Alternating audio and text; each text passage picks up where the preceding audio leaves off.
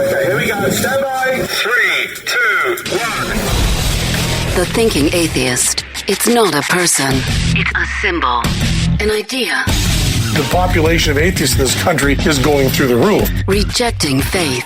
Pursuing knowledge. Challenging the sacred. If I tell the truth, it's because I tell the truth. Not because I put my hand on a book and made a wish.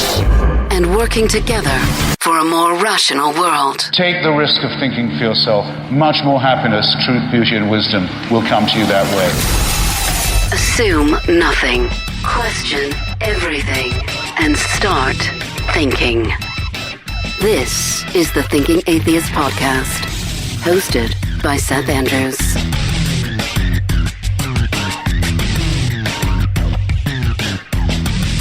Sometimes when you look around at the world and you're browsing your Facebook feed or whatever, you are inspired and you think, wow, I have hope for humanity. And then sometimes you just shake your head and think, who could do this? I shared a fundraiser. I get literally hundreds of requests for fundraisers all the time from people who have legitimate needs. It's impossible for me to keep up with those. It's just impossible. And I know as much as I really want to be able to do everything for everyone, it just can't.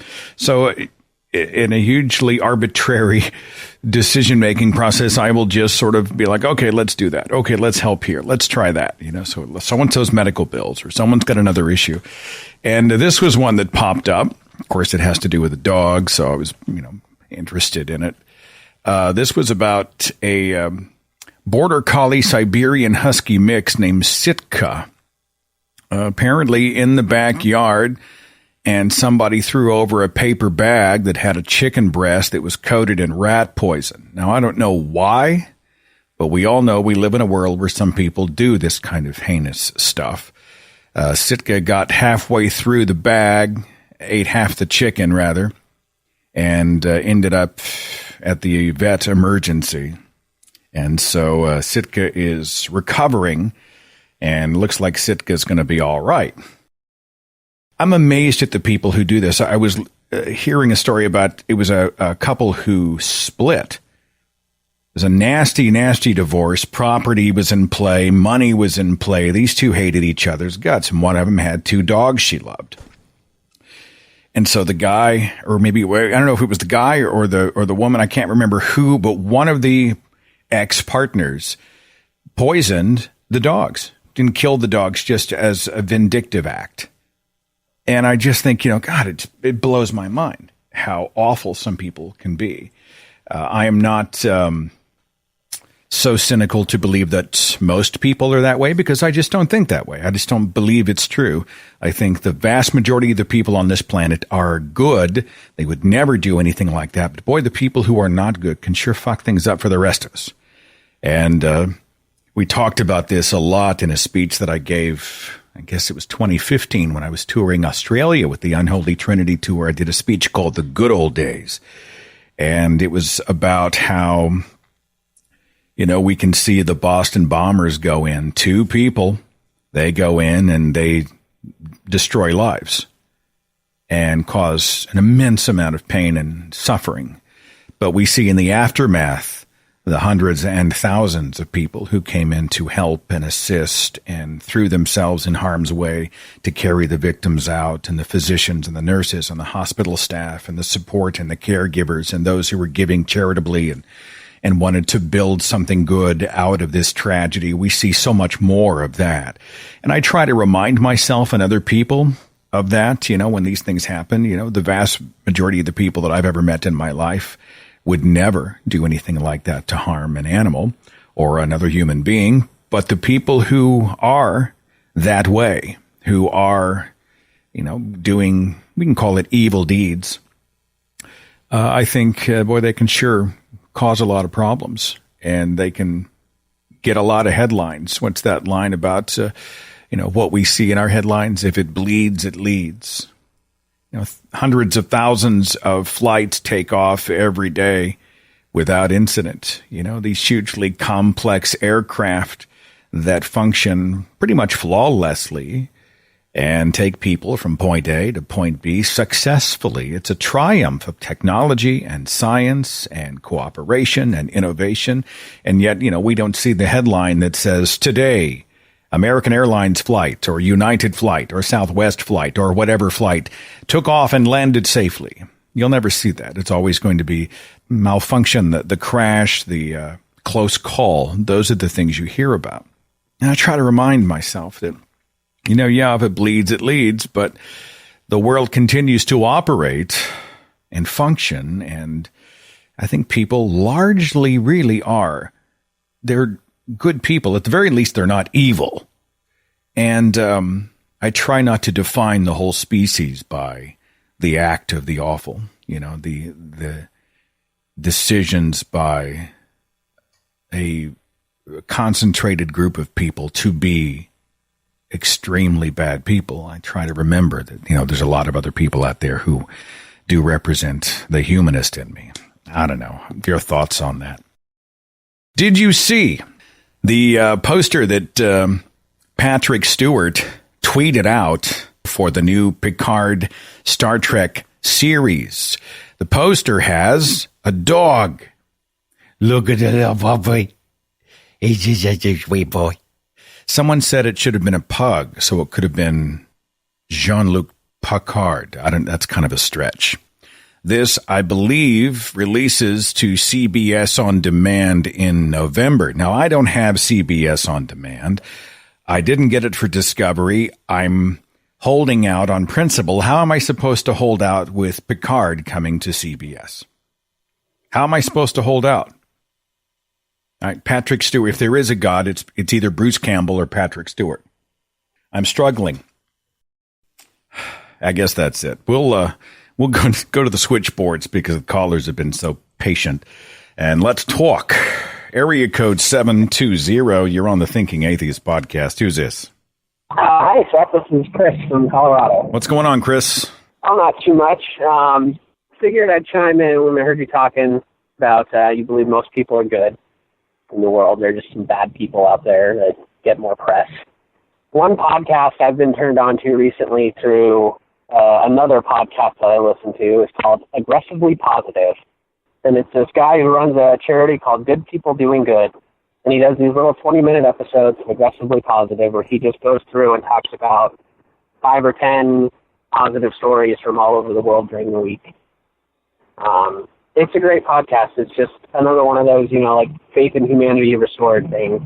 I just pulled it up as you were speaking here. I've got Aggressively Positive, episode 26, Good News, a Fun Story, and Inspiring Malarkey. Aggressively Positive is a positive news podcast brought to you by Adam Thoreau of Good People Doing Good. Positive and inspiring news stories, uplifting and non-conventional looks on life. I mean, I like the concept as long as it's not like a Mentos commercial, some sort of a saccharine whitewashing of the world. If it's legitimately finding the good, I buy that. No, and that's exactly what it is. He feels like there's not enough press for the good things that happen. And so he just looks for those stories and tries to get them out there. Aggressively Positive. Well, now everybody knows about it. Go check it out and tell us what you think. Thanks for the heads up, man. Yeah, thank you. Have a good one. All right, take care. Yeah, I'm all about positive. Sometimes people come at me because they think that if you acknowledge the positive, that you're uninterested in the negative. Now, remember, when you're at the point position of some sort of a community like this, you're not going to please everybody. Like, if you try to be in the please everybody business, that way madness lies. You will drive yourself nuts. And some people get caught in this feedback loop of trying to please other people. Well, obviously, I want the audience to be satisfied, but I also believe that, you should stick to your values, stick to your guns, try to lead from the top, apologize for your mistakes, and, just keep kicking. There's a tone to this community that I'm really proud of, which is not burn it all down, but it's let's try to go out and build something up.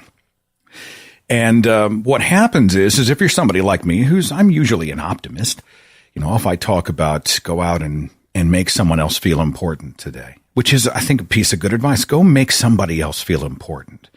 There are no little things. Go find some small thing and do it for someone else, because there are no little things. You know, these tiny gestures can really make someone's life much better, something that they might not even ever forget. Try not to vilify everybody who disagrees with you.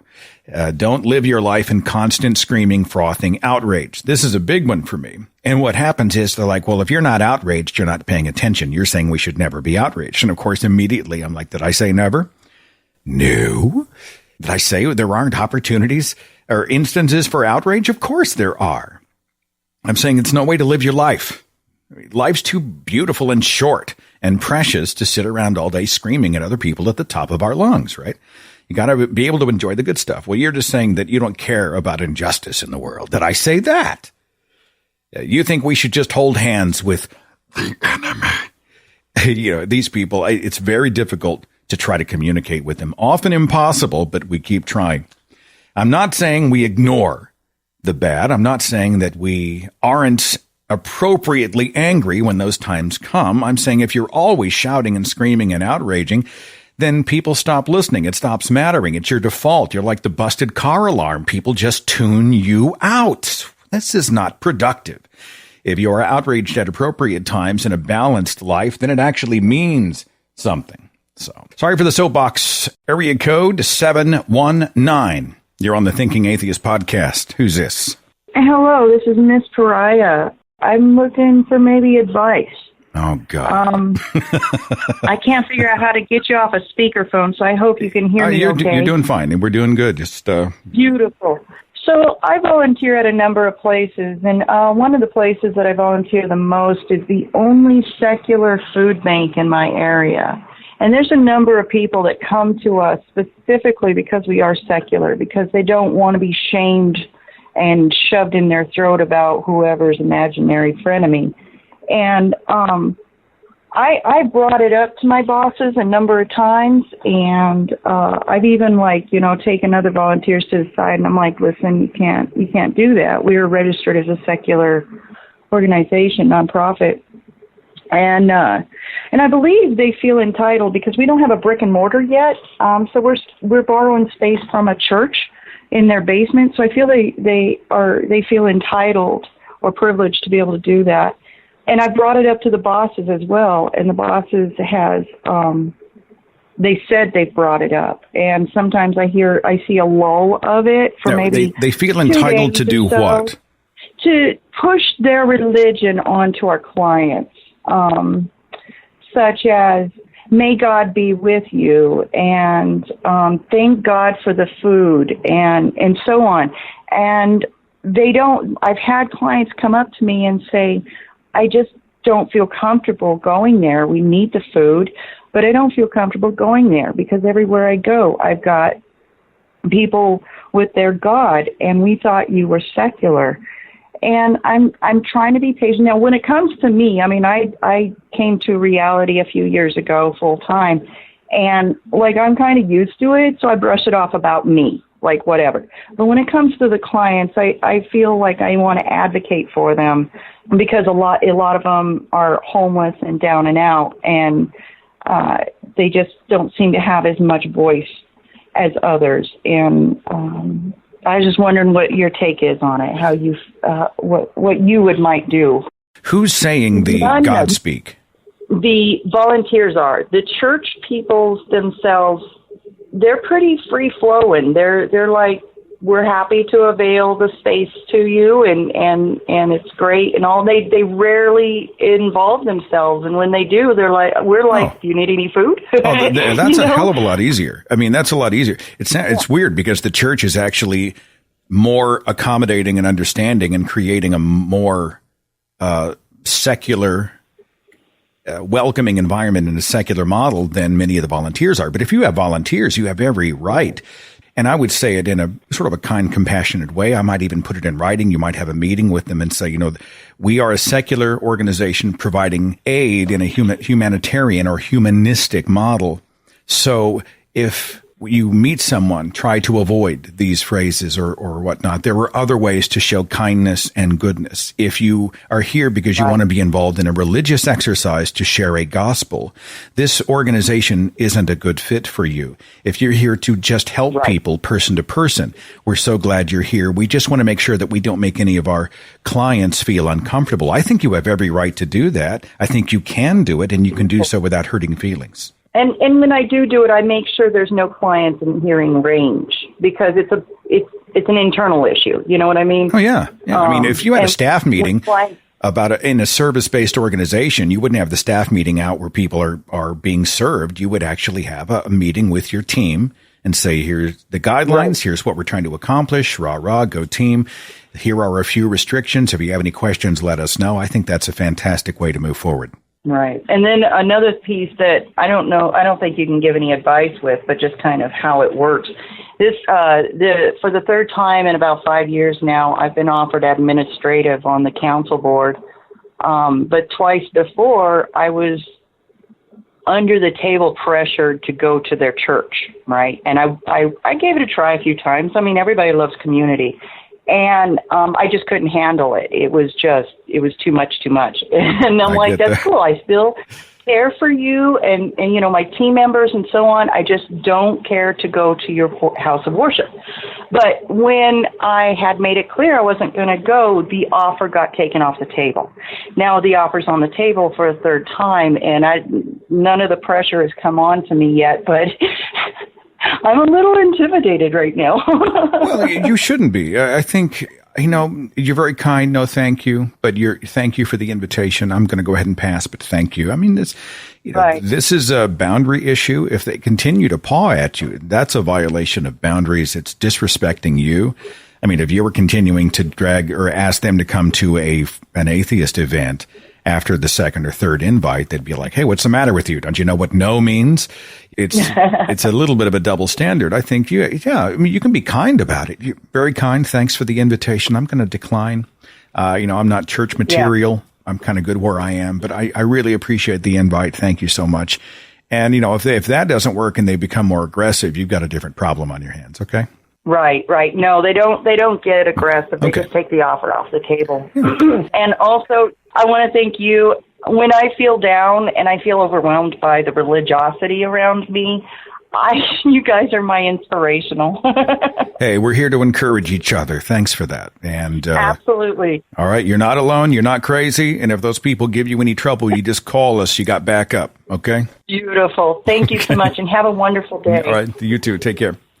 I mean, there are some people I know who are, and I get it. They've been through a lot. Many of them have been damaged by religious organizations. They're hugely distrustful of the church, and with good reason. So if someone says, hey, would you like to go to church?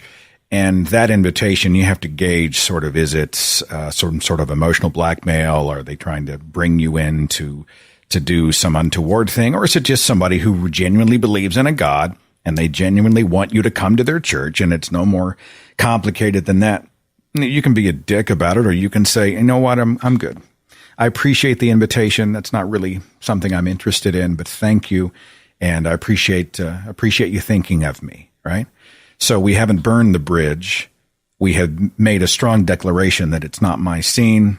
We haven't turned it into a soapbox. We haven't, put anybody off. I think there's a way to do that. It's situational. It's hard to, it really depends on how they approach you. 770, you're on the Thinking Atheist podcast. Hey, who's this? Hi, Seth. This is Jason. I really appreciate all the work you do and echo the previous caller's words on that. No, thank you. I'm a recent deconvert. I just recently went through your book, Deconverted, and I was deconverted about 3 years ago when I watched the Ken Ham and Bill Nye video, yeah. And I was a Christian up to that point, and somehow it just hit me a certain way where I felt intellectually unconvinced, but it wasn't until about a year later, which was a couple years ago, that it suddenly hit me, the loss of my beliefs. And my wife was there with me, and it was nothing short of trauma. I just started boo-hooing like a baby and feeling scared, and it was just crazy. And she thought something, was very scared. But I think this is part of this. I listened to an episode of your show recently about religious trauma syndrome, and I think this kind of fits me, but I have heard some people like Matt Dillahunty, and I do have a question here I'm getting to, Yeah, you're fine.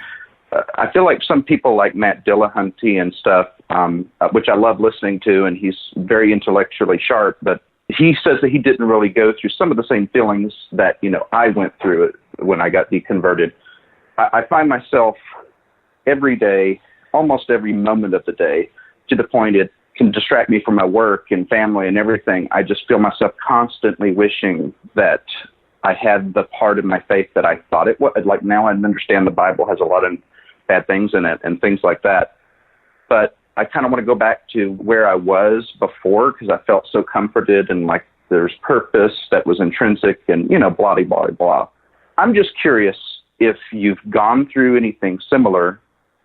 Like, for example, I am nearly obsessive about listening to, videos, atheist experience, your episodes, different things like that. It's like throughout work, when I'm off work, it's just like I feel obsessed with it. And I think that part of that is just that I'm so scared, terrified of getting deceived again, that I want to make sure I'm as sharp as possible. Well, and let me stop you there. I'm just wondering if that feeling ever goes away. Yes. That feeling of, yeah. Everybody's different. I mean, I can't tell you what makes up your mental processes. I can't, you are a complex human being and we just met.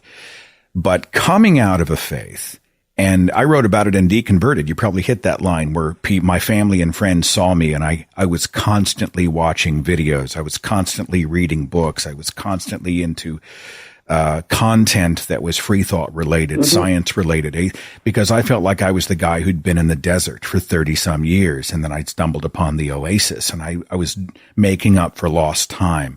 Where has this information been? Where has this knowledge been? Where has this awareness been? Where have I been? And I was just consuming so fast. I had no sense of balance or moderation. I was going 1,000% 24/7 to the point where I had trouble sleeping at night. And that for me passed after a few years. I went through an angry time. I went through a scared time.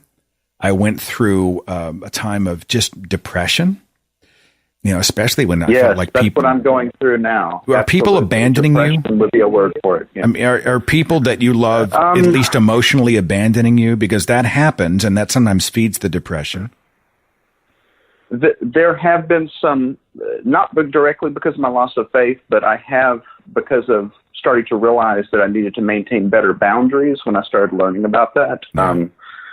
I am alienated from most of my blood family. I would say that I mainly have chosen family, like Matt Dillahunty is always kind of talking about, but yeah.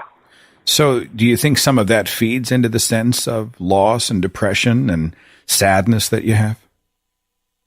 Probably.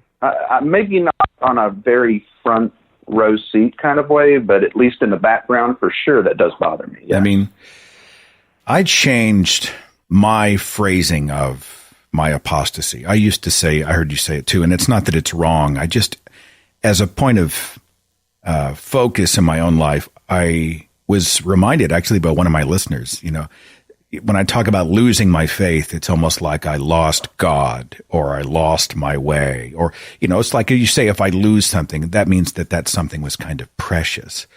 And I started to phrase it differently when I walked away from religion, when I realized I no longer believed, when I pursued humanism and science and the evidence. And so I tried to use more proactive, positive verbs and descriptions when I talk about my own journey out. I didn't really lose Jesus, right? It's like my T-shirt says on Evolve Fish. It says I have a personal relationship with reality. That sounds a whole lot better than I lost my faith. I'm not an expert in how to make those type of psychological adjustments beyond the fact that I've lived some of it. I know that it does get better. I think that it's important, especially after at least a couple of years, that you make a concentrated attempt to try to find some balance in your life. I think you will burn yourself out if you are so worried about becoming untethered to the truth or the facts that you're afraid to operate out here beyond these resources. Don't forget to live while you're living. Don't forget to engage with the world and pursue the things that you care about and be with the people who bring joy to your life and find a goal and pursue a dream and make a memory. And, we only had, now that we realize that there's no evidence for another life, we have all the more reason to try to make the most of the life that we have. So yeah, let's learn, let's listen, let's watch, let's be sponges for the evidence and information. Let's try to be better tomorrow than we are today. But at the same time, man, let's remember to have some fun, damn it. Let's go out and enjoy and sort of draw some of the marrow out of this precious life because it is so brief. Okay? You just brought a little bit of a tear to my eye for two quick reasons. One is I appreciate all that encouragement of living life to the fullest. The second thing is I think I got my answer to my question that I called in about, which is, does this end at some point? Does this get better at some point? And it sounds to me like from what you're saying, it does eventually get better. It may take a while, but it's like a grieving process. It really is. Whatever. It really is. I don't know how much stake I put in the stages of grief, but there are phases. And when we talk, you can ask people in the chat room. Well, I went through and I was pissed off, and then I went over and I was kind of down in the dumps. And then I was like, well, what the hell do I do now? And I was all confused. You can actually see patterns. Many people have walked these steps. Exactly. Right? Yeah. Many people have walked through steps. I was angry too, and then got depressed, and your pattern absolutely mirrored mine. So I really appreciate it, Seth. I'm going to let you get on to other callers and stuff, but I really appreciate you giving exactly what I called for. It's an honor to speak with you, and watch the chat. Everybody in the chat room, give this man some love. Spread the goodness. Thank you. All right, take care. I mean, I'm not an expert on everybody's journey. Everybody's journey is different. The journeys are as different as the personalities are involved. But for me, it took a few years, and it's not easy. And I get a little irritated by people who have never come out of fundamentalist religion who are like, well, hell, I knew it was bullshit when I was 7. What's the matter with you people? Why would you ever grieve? Superstitious thinking. You must be, and then they'll come up with some sort of an insult to throw at you to minimize your journey. But those of us who have come out of fundamentalism and we understand what those communities, those families, those cultures often do to people who leave, who don't toe the line, who decide that they're going to commit the sin of thinking for themselves, man, they know it's rough. And it's like you have to, I hate to say find yourself. You have to find yourself. You have to find, who am I? What are my values? What do I think about all these things that I used to have opinions about that were informed by religion? You're looking at a guy that had to go back and was like, all right, well, how do I feel about, this, or how do I feel about that? I removed the superstition from everything from like the death penalty to gay marriage to right to die issues to the abortion argument to, you name it. All of that stuff, almost all that stuff is informed in some ways religiously when you come out of fundamentalism. And you have to look back and go, well, how bad did the damage done to my way of thinking by religion affect my opinions on the key issues of this world? And you go back point by point, case by case. And at the end, you may realize, I'm not the person I was. I am not the person. Oh, you know what? There was a quote or a meme. If you'll be patient with me, callers, we'll do a few more here. Let me see if I can find this. I believe I shared it on the Thinking Atheist page because it resonated. And I want to share it with you, and I don't want to butcher the quote. Stand by. I have to go back to my own page to see what I had shared. That's how scatterbrained I am these days. Paula White at the White House, the founding myth. There it is. Okay. The quote was, so many people from your past know a version of you that doesn't exist anymore. Yeah. So many people from my past, they know a version of me that doesn't exist anymore. I remember it was a few years ago, they had a 30-year class reunion. Well, my first thought was, 30 years? Are you shitting me? Graduated high school 1986. religious high school, like a pod, like a conservative Baptist high school. Okay. So they had this reunion, and honestly, I don't want to go. I know it's going to be a bunch of fucking homeschool moms sitting around talking about how godlike their children are. So I stayed home. So the reunion's going on at a park in a suburb of Tulsa, and my sister went to the reunion. My twin sister, she calls. She's like, I'm here with so-and-so and so-and-so and so-and-so, and everybody says you need to get your butt up here and say hi and spend some time with your old classmates. It was like a 10-minute drive, and I said, okay, I'll be right there. Honey, I'm going to go. Natalie, I'll be right back. I'm going to go to the reunion. I'm going to go stop by. So I go stop by, and it's exactly what I'd expected. These are people who, they knew a version of me that doesn't exist anymore. They knew the student council president, the student leader. We had, our mascot was the Knights, as in the Knights of the Round Table. And so you had Miss Knight and Mr. Knight. And for the homecoming king and queen, I was Mr. Knight. There, and they knighted you. They brought you on stage, and there was a sword, and they did like this ceremony. Mr. Knight, homecoming king is kind of what that is the equivalent of. I think there's a Bible in play. I can't remember. It's been so many years. There's a photograph, probably in an old yearbook, that is in somebody's house in my family of me kneeling, and there's a sword, and I'm Mr. Knight. Mr. Good, Clean, Jesus Warrior, corn-fed, white bread, evangelical pod person.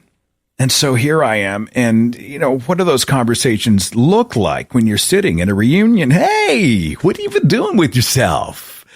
So what do you do?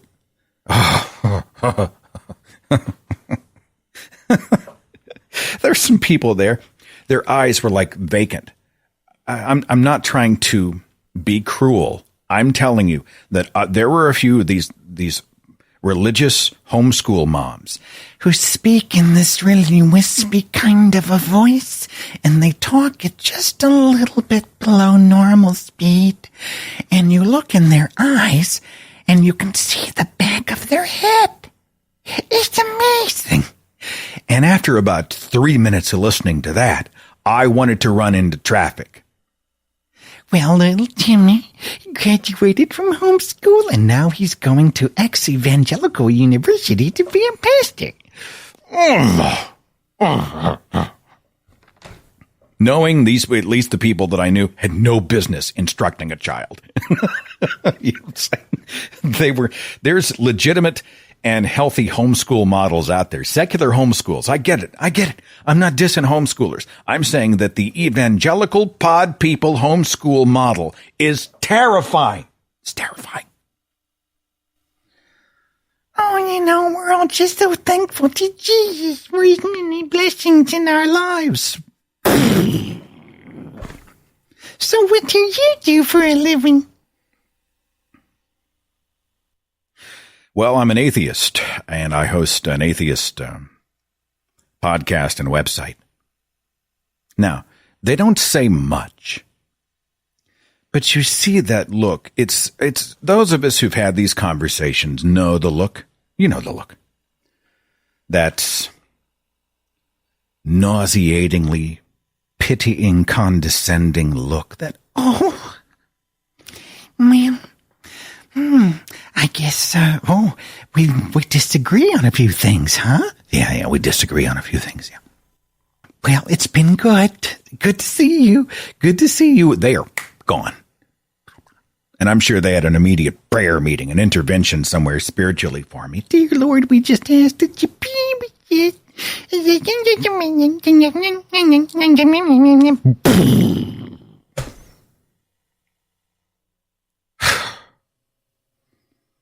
You going to go to your 40-year reunion? Fuck no, I'm not going. I'm not going. What did I get out of that experience beside just, it was like going to another planet. It was like going to another planet. What makes my life different? How did these other people who were raised from their earliest memories to be little God warriors, and they trained up a child in the way that they should go. And then so they grow up and they have little pod children, and their pod children grow up and have little pod grandchildren and great grandchildren. And they continue this sort of inherited belief system. How does it happen? For some reason, I am not that. It took me a while, but I am not doing that. I didn't have kids and I ain't a Christian. Everybody else is over here doing this thing. I'm out. What made me different? What's changed? Was it me? Was it external stuff? Was it a combination of things? Was it the voice of the evil one in my ear, tempting me to reject the Almighty God?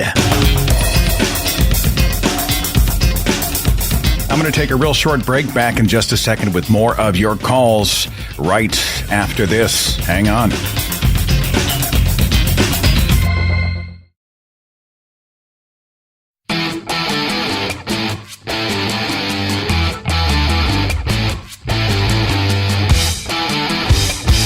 Thank you so much for fellowshipping with me at the online church of heathenry that is the Thinking Atheist podcast.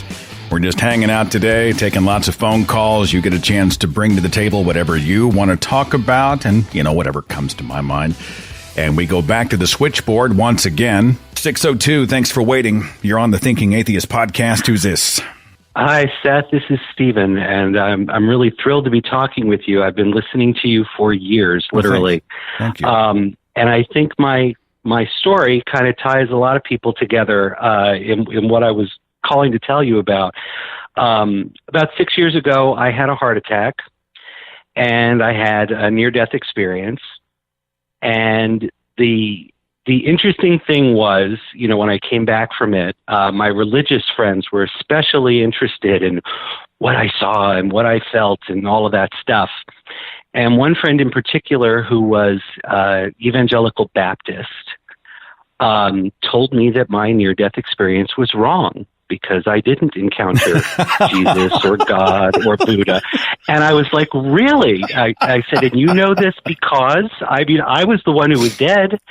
So, and I'm pretty sure I know what I experienced. Well, that just can't be right because God would have been there, or there was no God to be there.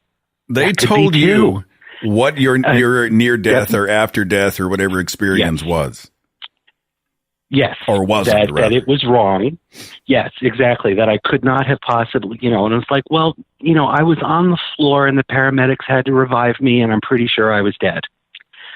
And this went on for a while where I was just like, we're not going to talk about this anymore, because how can you be so arrogant as to tell me that because my experience didn't conform to your religious belief that it wasn't valid? Now, I don't know, and I've said this to people in the years since, I don't know if I experienced an afterlife. I don't know if it was just, the last gasp of a brain that knows that it's dying, that it sends you all this imagery and all this stuff. But I know what my experience was, and I'm happy to share it with people. And I had a friend who had a daughter who was very afraid of dying at one point. She said what I talked to her. And, I've been trying to use it to comfort people and all that stuff. But I felt like it was a very personal experience regardless. But I just couldn't get over the religious people, because he wasn't the only one, but the religious people in my life trying to tell me that it was supposed to conform to their Bible story or whatever.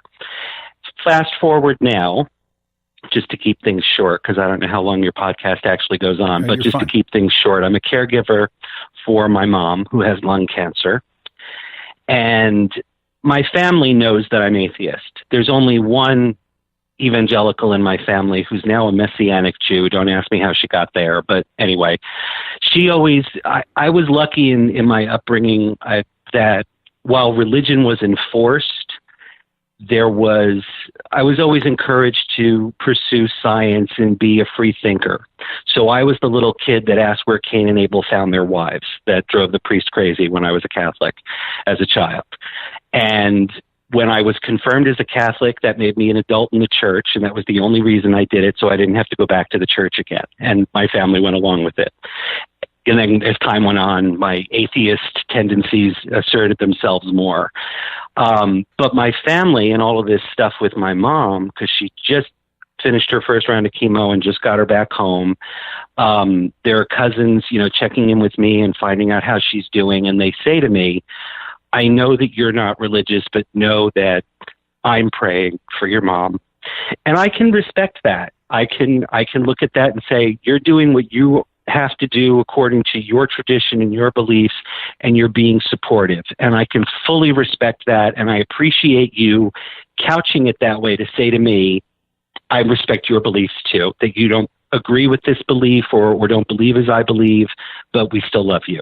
So I feel like I'm very fortunate. So I feel like to Jason, who just called, it does get better, because I went from you didn't really die or you didn't really have an experience to I respect that you believe something differently. I still love you, and I'm still doing what my tradition requires. And if you all just stay firm, I mean, going back to that heart attack, they sent me a Catholic priest, and I was 15, 20 years an atheist at this point. And I opened my eyes and he's sitting there, and who are you and what are you doing here? Because I know about Catholic priests in rooms by themselves. So you're like, I'm over 14. So, get out of here. Yeah, I get that. Yeah, exactly.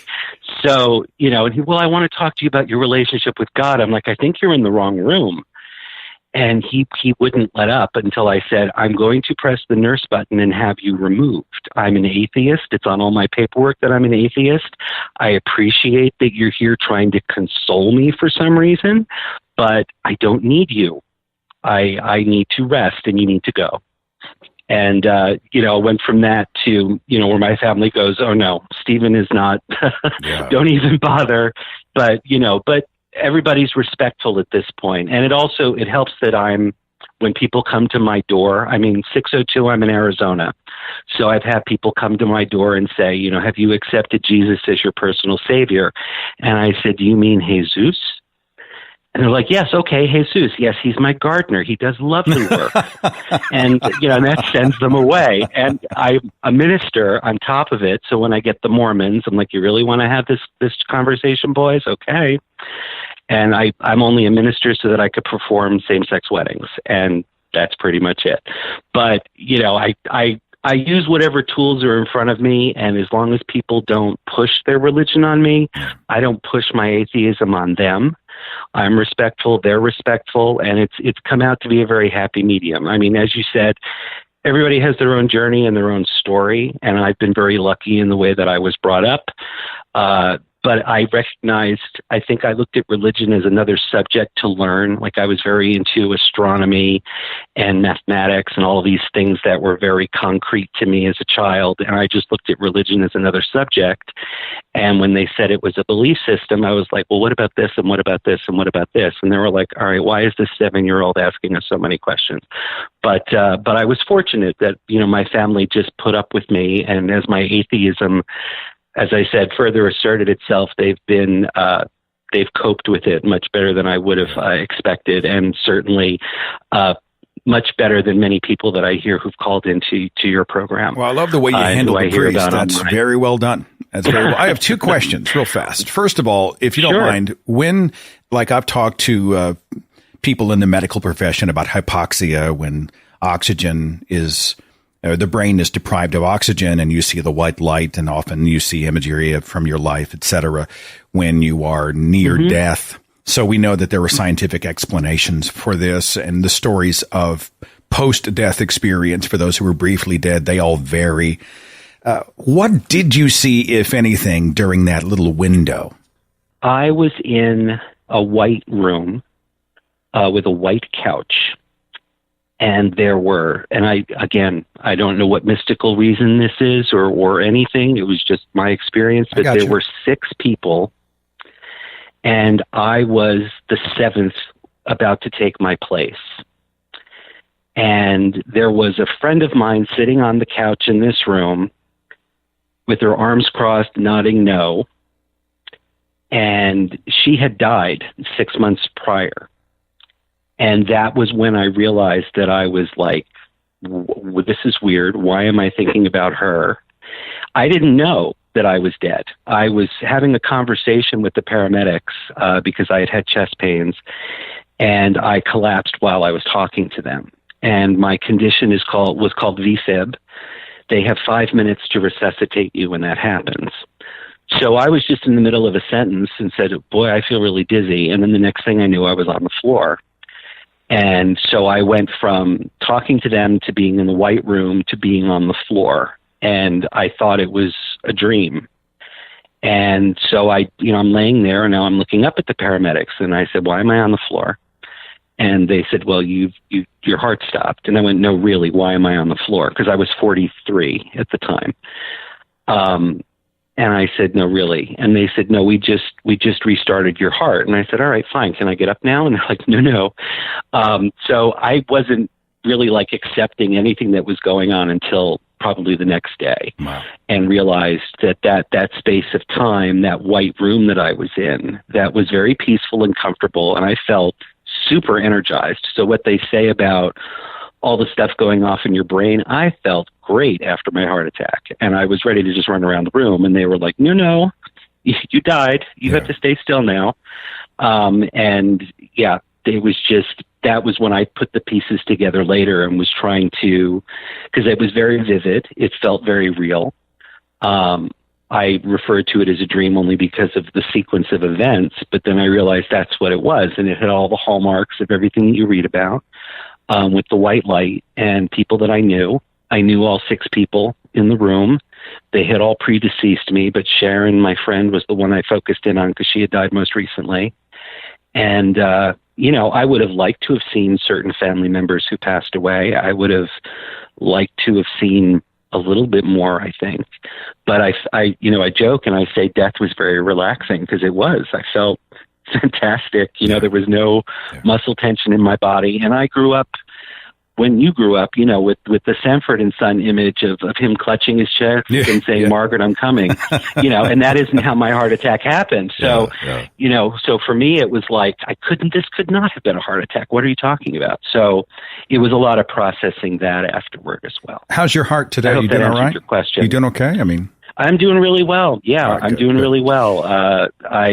I've made as much of a recovery as I'm going to. There's a slight amount of damage that's visible on the EKG if you know where to look. But my heart is healthy. I have a great cardiologist in Scottsdale, Arizona.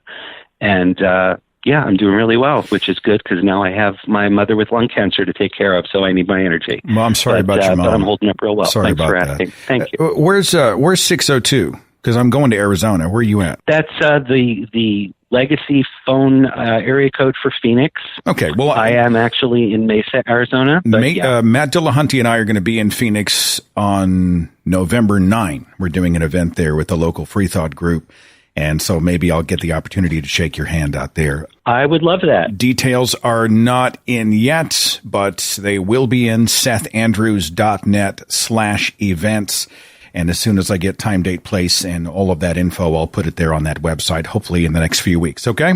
Fantastic. And just again, to echo, like everyone else has said, and what I said when we started, I've been listening to you for years, watching your videos, whether you're on the screen or it's just your logo. But thank you for all you do. It is a great support to those of us out here in religion land, where we don't run into so many free thinkers and people who believe as we do or think as we do. And I really appreciate the support. It really does help. That's very kind. Thank you so much for the kind words, and hopefully I'll see you in a few months. All right? All right. Take care. Take it easy. Bye-bye. We did a show about NDE, near-death experience, a few years ago. We should probably cover some of this stuff again. I don't think a lot of people go way back into the archives. And some of those shows, we struggled with audio quality in the earlier days of Blog Talk Radio, before HD radio. But I'm interested in the experiences people have, but I'm not remotely convinced that these people went somewhere. It is interesting, though, whenever you hear people and the brain starts to become deprived of oxygen and they feel that euphoria. And they start to see the people they know in their lives and their familiarities. They draw from old experiences and they conjure new ones. The brain is an amazing thing, and I've always wondered what that's like. What's happening chemically in the mind to create these experiences, and can they be recreated using other means? I'm no expert. 2 calls left on the switchboard. I want to do due diligence and get to them both. I've got an international call at 5-2. You're on the Thinking Atheist podcast. Who's this? Hi, Seth. It's Jose. Jose, what's going on, my friend? What's up? Well, 52 is the country code for Mexico. Wonderful. Thank you. As a fellow liberal, I'm not from a conservative background, and I didn't. Fundamentalism and things like creationism baffles me because I'm from a Catholic background, which is not big on creationism. But I think you're one of the people on the left who are sort of charting the right path, between the madness on either friend. Well, I'm left, trust me, but I'm not afraid to criticize, some of the extremist liberals, and that drives some extremist liberals freaking nuts because they believe that their shit never stinks. I'm right there with you. So. They confuse disagreement with, hatred or phobias and all that. What I want to ask you about your stand on going post-theistic, which is, you know what, we're not going to discuss. We're not going to engage in counter-apologetics anymore. We're going to focus on secularism and aftercare, like recovery from religion. I don't think that's a mutually exclusive situation. I myself am weary of the Bible arguments, right? I mean, we've debunked Noah's Ark so many times that I do find my heart sinks a few inches down toward my stomach whenever we have to get back into it, and it's hard. After I've been doing the radio podcast for over 9 years. I've been an activist for the Thinking Atheist for over a decade.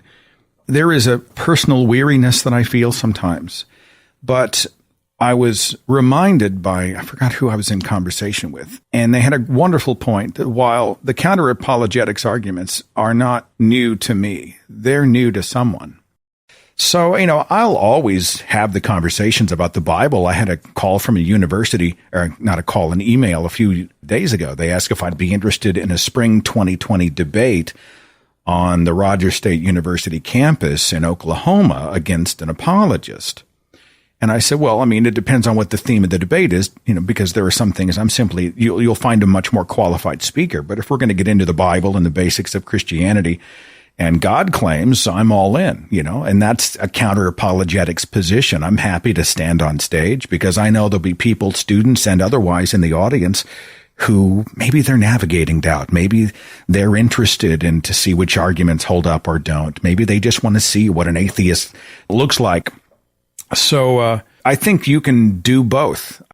Instead of treating gods as serious propositions, you engage in. I'm a huge fan of SE. I'm looking forward to starting my own talk. Set up a you're a step ahead of me. And to talk about people and to understand that when people say I believe in a God, they're not saying, okay, I believe because the propositions made by Thomas Aquinas and this and that. They believe in God because they see it as a source of morality or a source of comfort or as hope for an afterlife.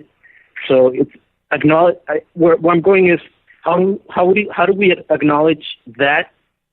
And just I'm trying to get Latin America to take shortcuts and maybe we don't need our own. You got some chicken left on that bone, pal. Yeah, that's an uphill climb, but I think it's a climb worth attempting. But I think you start with people, build relationships, show them a loud, proud, secular life, have organic conversations about, hey, how'd you get there? And provide an example that you don't have to have gods to be good. So, Jose, I got to move to my last call, my friend. I'm so glad you called, and all my best to you down there in Mexico. Okay. Yeah. Hey, we're in town. All right. Take it easy, bro. Sure. I've got one last call. 260. You're on the Thinking Atheist podcast. Who's this? Hi, Seth. This is Matt. What's going on? I'm from Fort Wayne, kind of in the Bible Belt of the North, if you will. South Bend is 2 hours away, Notre Dame, all that. So a lot of Catholics, a lot of religious people in general. Is it possible to change the mind of someone who's not willing to hear what you're trying to say?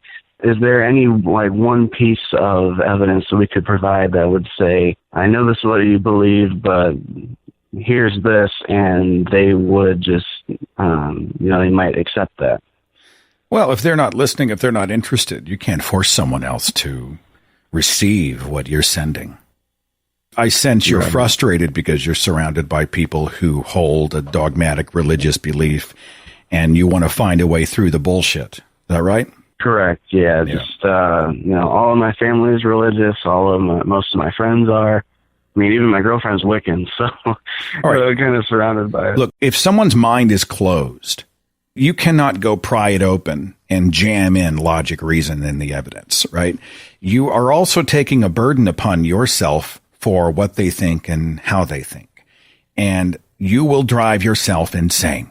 You will drive yourself crazy. You have a desire to see other people disabused from superstition and to be liberated from magical thinking. You want to see them not act in ways that are sometimes they're just crazy making. You're like, you see them magically enchant the food at the prayer, and you're like, God, if they only knew how stupid this looked. Or you see them wasting their time at church on Sunday and perhaps even 10% of their income, and you're like, oh God, I wish I could get them out of this mess. I understand what you're feeling, but you can't bear responsibility for what they do, what they think, how they think.